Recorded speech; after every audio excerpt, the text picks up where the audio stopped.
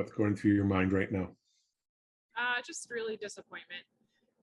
My team came out to play really well tonight, and I just missed a few key shots out there, and so really disappointed. Is it going to be hard to regroup for tomorrow now? No, I mean, we've been through that.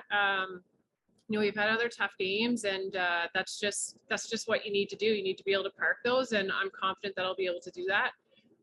We'll be able to move on and come out with another strong game. Actually had the game, I thought, in control. You made some wonderful shots. What happened, in the last half of the game? Was it, were they making the shots and you weren't, or what was it? No, I mean, it really came down to a few key misses on my part. I think the team played well. I think we still had really good execution in the second half, but I missed some really key shots in the second half, and unfortunately that put us in the position we're in. This reminds me very much of the 2017 Brier, where Brad Gushu, in front of a hometown crowd, won, and Brad had said at the time that the crowd really pushed him to the victory.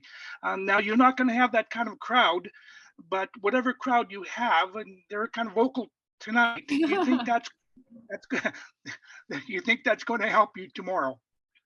Yeah, they're very vocal, lots of cheering, lots of noisemakers, and lots of funny sayings out there to make us laugh as well. It definitely does bring us up for sure. And we know, the people that are yelling, we can hear their voices. They're our families and our loved ones. And so that's always nice to hear. And yeah, it is, it does bring you up. It is boosting for sure.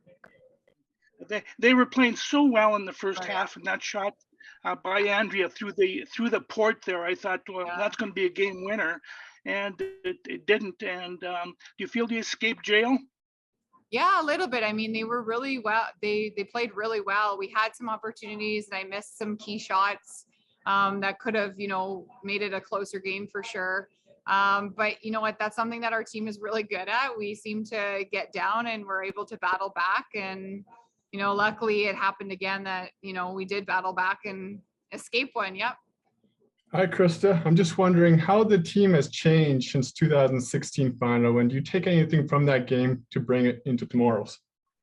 Yeah, I mean, we were babies. That was our first year together, actually. And so we were just learning who we were as a team, and, just playing really well, but just basically learning each other. And it's been many years now, and we know each other really well, and we know how to play together. We know what to say. We know, how to ice each other. Everything is totally changed. So I think going forth into the final, we know each other so well now that I think that's a huge advantage, and we're going to keep playing like we have been.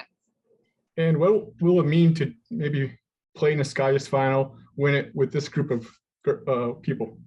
I wouldn't want to win it with anybody else. I mean, the four other girls with Jen as our fifth, she's been a part of our team for the last few years. Rick, obviously, he's been there for everything. And, we just work really, really hard together. And I always call them my second family, even though Kendra lives in Sudbury. Like, we're constantly texting, we're constantly, doing Zoom calls. And I mean, I'm with Ashley, Sarah, and Rick like 5, 6, 7 days a week, and it's my second family. So I wouldn't want to do it with anyone else.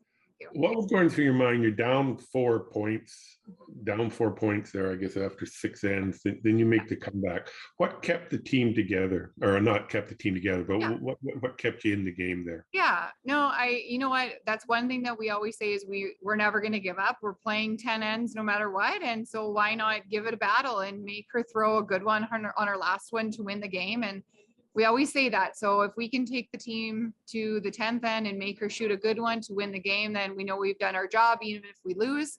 But we're good at battling. And so 5th end break, that's what we did. We said, let's just battle. And we know we can work our magic a little bit. And, it was a big 3 in the 8th end to really give us that jump and that boost that we needed. And then, of course, the next couple ends, it just seemed to work out really well for us. And I know you don't want to talk about another team or another skip, but do you think they were a little rattled after that? After like the 3?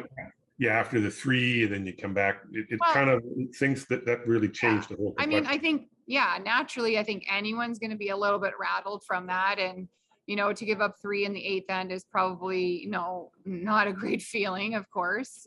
So I think naturally, yeah, anyone's going to be rattled a little bit by that. It's just if you can get over or not, you have to get over those and just continue on the game. And I mean, I never saw anything, in them that were, they weren't negative on each other. They were still continuing their game. And talk about your shot there in the 4th end. I think it was you had a chance to score 3 or 4 and unfortunately give up the steal of 1.